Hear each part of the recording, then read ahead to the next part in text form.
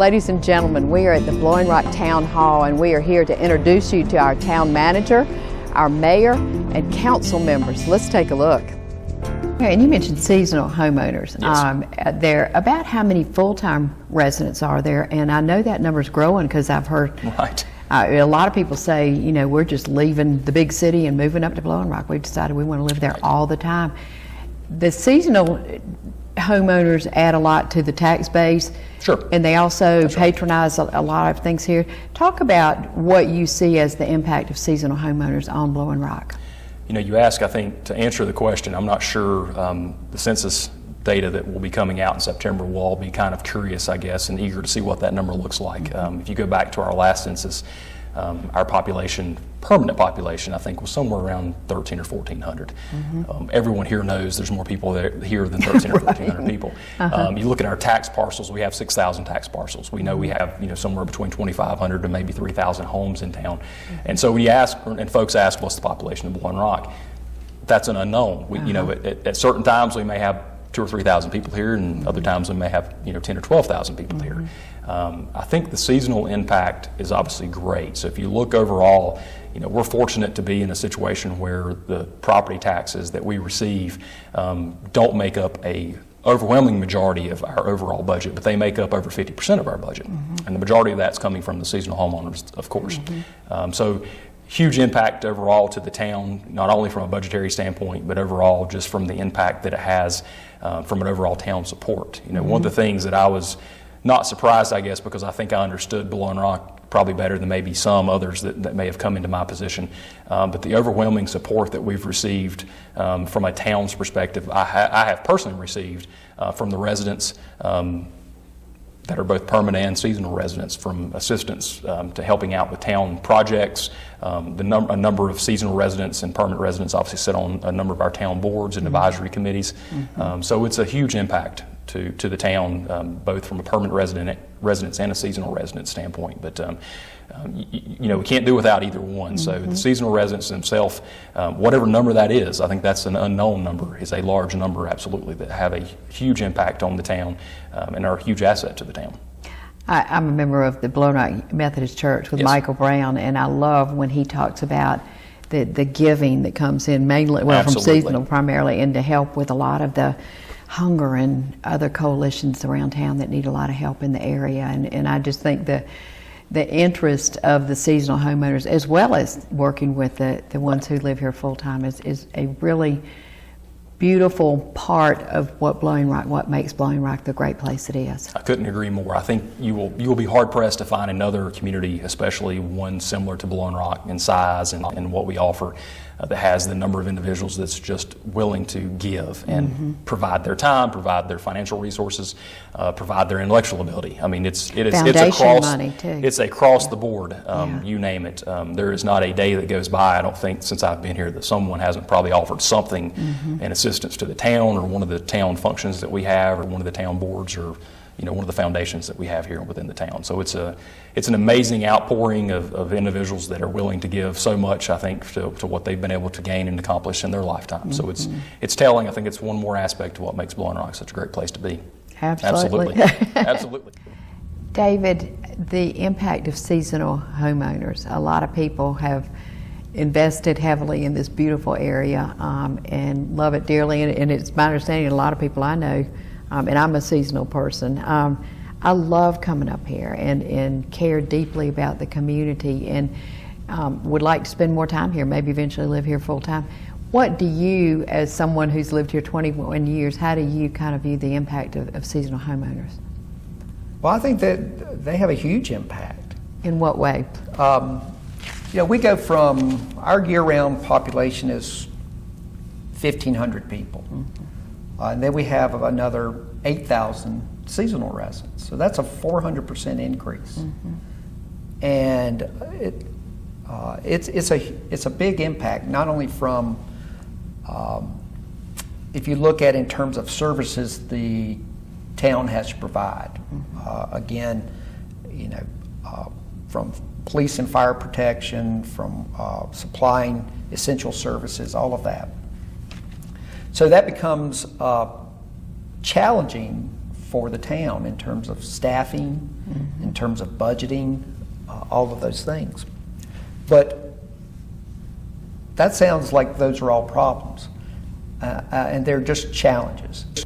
But what would Blowing Rock be without our seasonal residents? Yeah. You know, I think that they really add to the sense of community. And the demographics of our seasonal residents is so interesting. Most of them have so much to share with our community in terms of knowledge.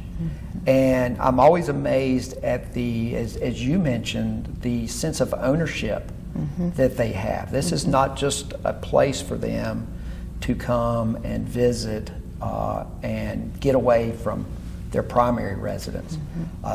They have a real investment in this town emotionally. A number of our seasonal residents are generational. They're living, they're visiting a home that has been in their family 2, 3, in some cases 4 generations. So they have a real connection with Blowing Rock and make up a real history of Blowing Rock. So personally, I hugely value our seasonal residents and think that we would be lost without them. And I would love to see these seasonal residents get involved as much as they can in the community. And a lot of them do. I'm really amazed that they have the time to do that, splitting their time between here and somewhere else. But a lot of them do that, and it's heartwarming. Well, good. I'm a volunteer here today as a seasonal homeowner. You're an excellent example of that.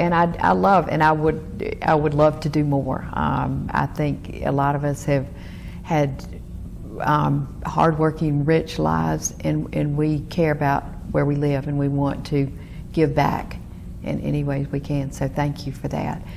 What do you see as the impact of seasonal residents in Blowing Rock? It's a big difference when they come, and a lot of people who have been seasonal in the past, of course, there are lots of multi-generational, but a lot of them are starting to live here full time. I mean, they see the beauty of it and want to stay, and if they're not living here full time, they're coming more often. Right. So they're becoming not just seasonal, but quasi-permanent residents, aren't they? Yeah.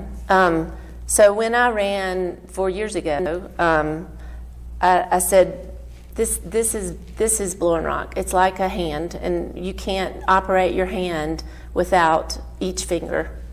And whichever finger doesn't really matter. But we've got our seasonal population, we've got tourists, we've got our business owners, we've got the local people that live here year-round, and we've got our school families, which are a big part that people don't think about, but keep our town going when the tourists aren't here from September to May. And they're driving several times a day, or at least once a day, and maybe their kids are taking the bus, but they're here. And that hand, we all need that. We need all of them to operate. It's hard to pick up something and grasp it without all of them. And I really, and this is weird, but I really think our seasonal residents, because the biggest part of our budget is our property taxes, saved us during the pandemic. Because if we didn't have them if we didn't have that as our biggest part of our budget, that's about a year ago to the day when, and I've been thinking about it a lot, like the whole situation. Everybody had just paid their property taxes. And being on this side of, I wouldn't have known that as just a mom walking around town, but we had that money in our budget. And It's a good, stable base. It's our stable base, and I appreciate that so much. And I wouldn't change it for the world, because there are lots of little towns that are in the red. And we're gonna survive this pandemic and come back even stronger. And I would thank our seasonal homeowners for giving us that base and being able to do that. And I don't know if that's kind of a weird way to look at it, but there are other things I like that I wrote too about them. Good. They bring back, they fill our home. In my neighborhood, there's 44 about homes, and 7 of those are year-round.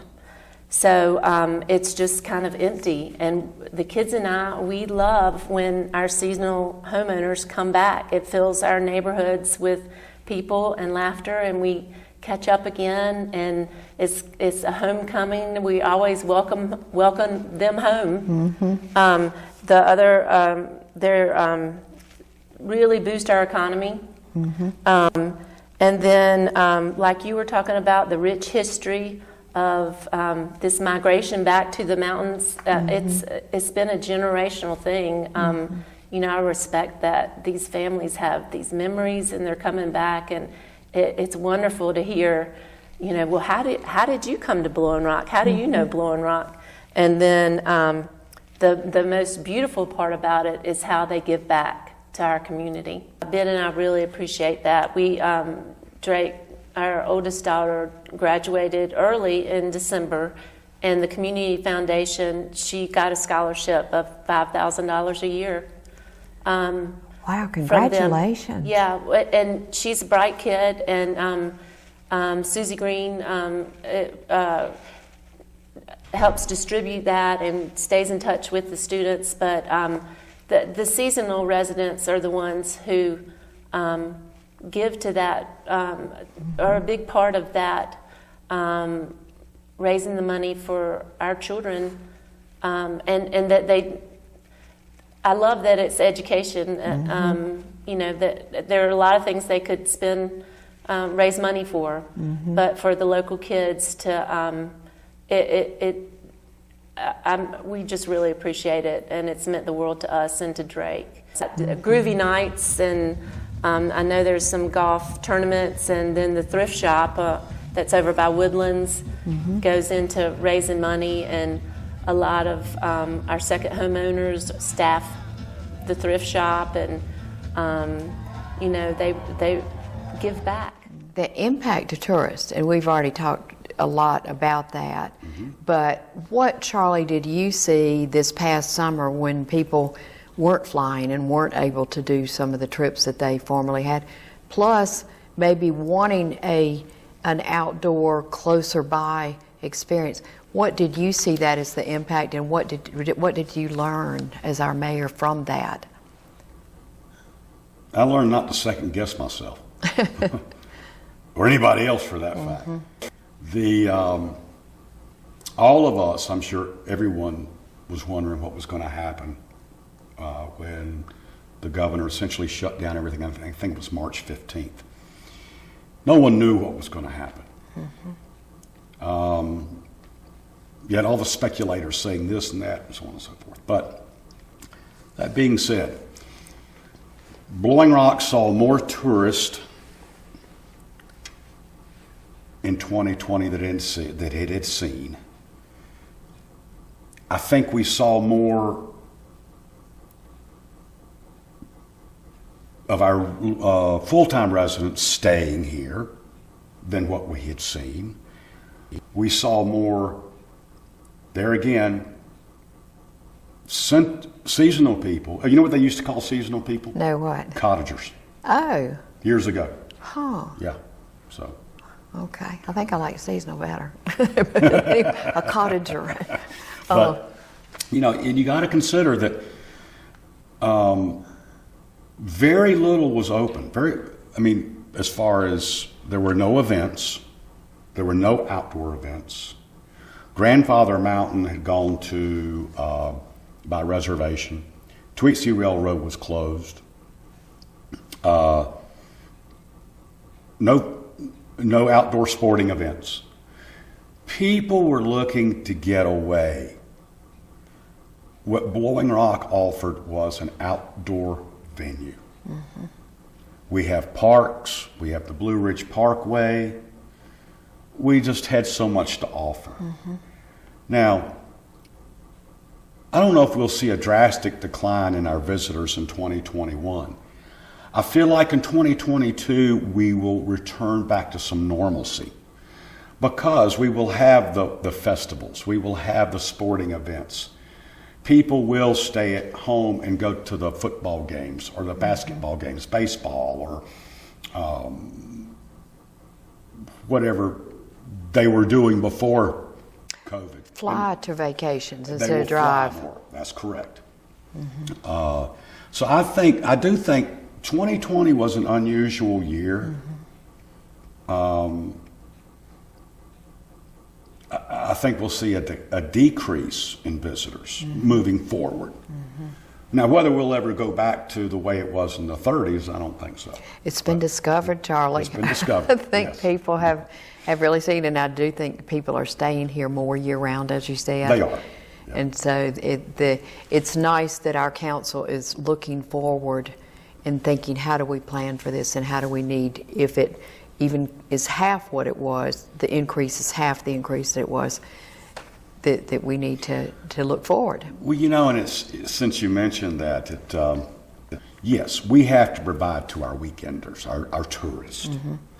And there's such a that's- big help to our restaurants, our businesses. Our restaurants Huge. could not stay open if it wasn't for our weekenders and our tourists. We go back to the way it was in the 70s, where the majority of restaurants closed, majority of hotels closed. So, like I was saying earlier, these weekenders and our tourists are a piece of the puzzle. Our residents are a piece of the puzzle full-time. Our seasonal are a piece of everybody makes up this pie. And if we cannot afford to lose a piece of this pie, because it's going to leave a void. It's going to be very hard to replicate or replace. But one thing I will have to say, and this council has done a good job, they focused on, redoing the bathrooms, redoing the Legion Hall, the young leadership group that's sanctioned by the Blowing Rock Chamber raised tens of thousands of dollars to build restrooms at the Blowing Rock School at the park. Wonderful. And sure, I've taken my grandchildren there, but we have a lot of tourists that go there. So I think that the council is in tune to the needs of everybody, and the tourists are a piece of the puzzle. Mm-hmm.